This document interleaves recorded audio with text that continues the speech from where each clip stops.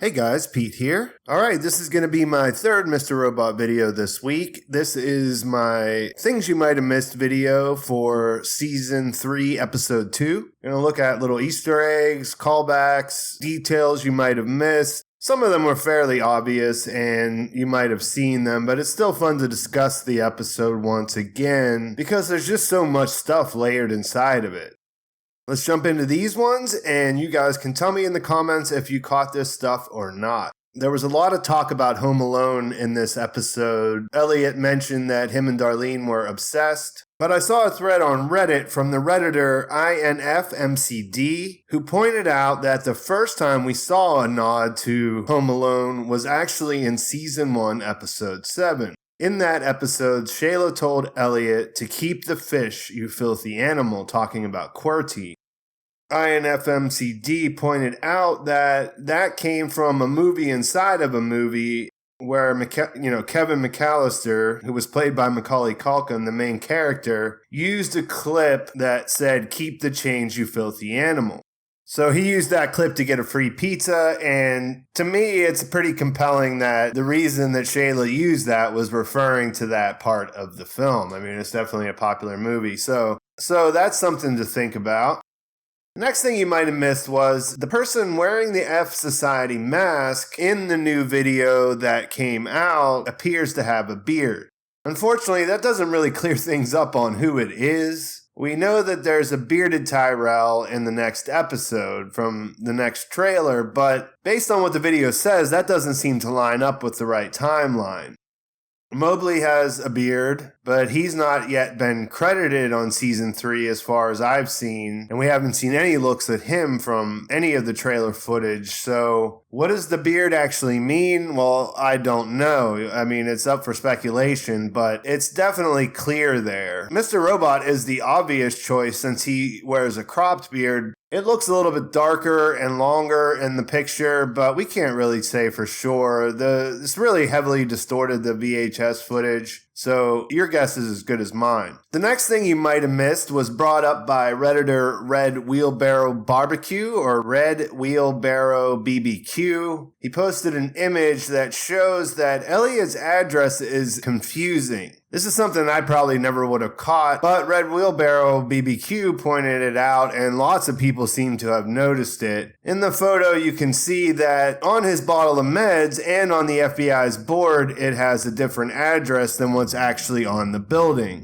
And in this Reddit thread, there was discussion about how the addresses are made up, and, well, wouldn't that just be 207 next door? But, I mean, it says 217 on the doorway where Elliot enters, so what does it mean? It could be nothing. It could be continuity errors. Their Bible on where Elliot lives might be mistaken, and so then when they do the props, they use the wrong address. Or it could be something huge, you know what I mean? The Reddit post kind of brings this up in the context of the Mandela effect, and I'm not ready to go down that road yet, but there's a lot of people pitching different kinds of parallel universe, alternate timeline kind of theories. The next thing you might have missed was that the subreddit I mentioned in last week's video actually showed up on Elliot's screen in this video. The Inside E-Corp subreddit that I talked about, it just flashes for a second, but it's worth noting because it adds some context to the Easter egg and all the other Reddit stuff that's there. Plus, if this one shows up, does that mean that the others will still play a part in Season 3? I mean, I don't really know about that because they're all interconnected, so this may be the only important one. But I mean, there's quite a few different posts there on 4 different subreddits that I've looked at, and there may be other stuff. I mean, there is other stuff it links to, but there may be other subreddits as well. I don't know. So that's really kind of cool. And I didn't add it to this list because it wasn't current, but there is one that's really interesting to me, which I might bring up in more detail in a different video. The next thing you might have missed was Redditor King of the Wild Front pointed out that there's a book on Elliot's shelf, and it looks like it is The Report by Jessica Francis Kane. The Redditor went and looked up the synopsis of the book, and it kind of jives a little bit with the Washington Township scenario.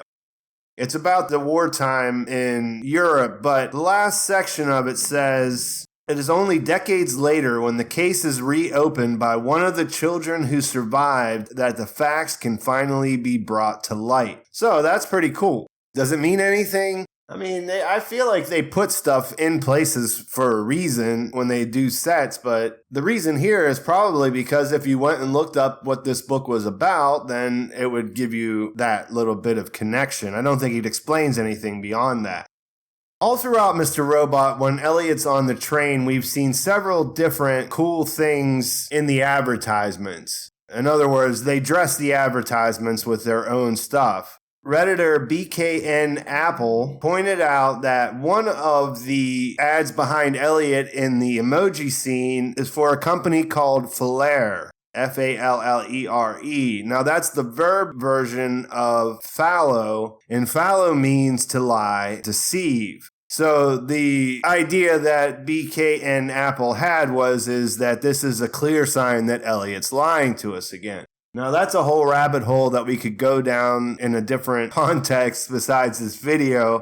I think it's interesting. I can't think of a single instance where there was a real ad in any of those shots, so they make these things up for a reason. And, I mean, Elliot is the unreliable narrator, so saying he's lying to us again isn't really a big surprise. Now, you could take this to be that he is purposely withholding information to us like he did about being in jail. But again, I'm not ready to go down that road at this point.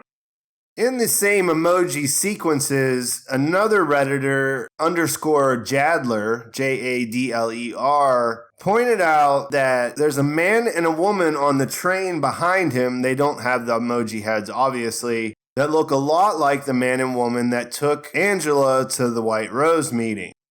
The female especially, there's a pretty compelling case. The Redditor, he wrote it out a little bit more and showed some different photos of the actor who plays the man in this couple here. Because in the truck, it doesn't really look the same to me, but it's bad lighting and, whatever. You can't say for sure. But it does appear that this couple could be the same, or even if they're not, they could be important in the same way.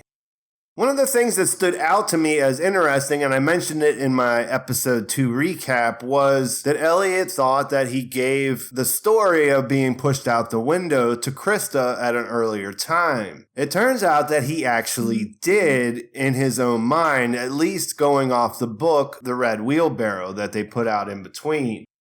Redditor David Schwimmer, that is his handle, posted a screenshot of the book where it said, he talks about it directly, telling her about being pushed out the window. With that in mind, it's another one of those things. I mean, what Elliot does and what Elliot believes and what Elliot tells us are three separate things. So Elliot lying to himself, Elliot lying to us, Elliot lying to Krista, those are all things that happen. And he believes it, obviously, when he wrote it down. There's no reason for him to write that down in his book. But I feel like that goes to his unreliability more than it has anything to do with Krista. Krista, to me, in my watching, was being sincere and not knowing about it. That's really all it feels like to me, but it could be a hint to something more, so we'll have to keep an eye on it. The next thing you might have missed is something that maybe if you haven't watched or rewatched season 1 recently, you might have forgotten about. But when Elliot's crying in this last episode, it's almost exactly the same shot that we saw in season 1 where he's leaning against the wall. I think that's interesting, and it ties into the next thing, and that was the separation anxiety poster that we saw behind him in the subway scene. Now that's an interesting poster on a lot of levels. There's a person holding a head, like a body holding their own head. It looks like a severed head there, and the head kind of resembles Elliot. Plus, the actors are pretty funny when you think about it. But, this is in the context of him being asked about missing Mr. Robot. And remember, when he was crying in season 1, that was directly related to being alone after he sort of pushed fsociety and Mr. Robot away. So even though Elliot spends most of his time trying to get rid of Mr. Robot, there is a part of him that is attached to the idea of always having someone around. So I thought that was pretty interesting. And the crying, I think it's a pretty specific callback. They could have had him crying doing anything, but they chose to do it in a scene that looked like and was framed like the one in season 1. Now, the ARG is fully underway at this point. There's just tons of stuff that those guys are finding and decoding over there. I'm not quite code-oriented or code-breaker-oriented enough to really take part in that. I do like to watch and check their threads whenever to see what they find and what they do with it. And there's actually a page, I'll put a link to it in the description, that keeps track of all these, because there's really too many of them at this point for me to bring them up in every one of these videos. You know, there's several things that happened on the website. There's eCorp, like the Who is Mr. Robot site, and then there's the eCoin site. So if you sign up for both of those, you'll get emails and you get on those sites and you can find different things. I noticed that they had a connection on the computer that was like Elliot's desktop, and there were some simple things there, like it was like HR stuff, you can make your nameplate for your cubicle and so on and so forth. But obviously there was more to that, and the people on the subreddit for the ARG were digging through that. The eCoin website did give away another perk this week. They gave away an Amazon Alexa Dot. Again, I didn't get there in time. They were all gone by the time I clicked through, but that's really cool that they do that if you follow their emails, that you could possibly get one of these things in the mail. The coin banks that I mentioned last week actually did start to arrive. I saw people that were lucky enough to get one of those are starting to see them coming in the mail.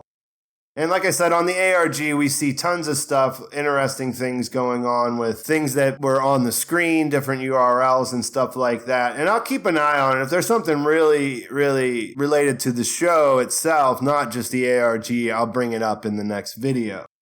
So that's about it for this week. I'm getting pretty excited for this Tyrell flashback episode that's coming up. Make sure you check out my episode 2 recap if you haven't seen it, and make sure you check out my episode 3 trailer breakdown. Speaking of Tyrell flashbacks, a lot of cool stuff in that little trailer there. Please like the video if you enjoyed it. Please subscribe to my channel and turn on notifications so you'll know when my new Mr. Robot videos come out. I've fallen into a schedule of 3 videos a week right now, and we'll probably do some bonus videos as they come up. Make sure you follow me on my Twitter account and Instagram and Facebook if you like to use those. You can get in touch with me pretty easily over there. Thanks for watching, guys. I will talk to you soon.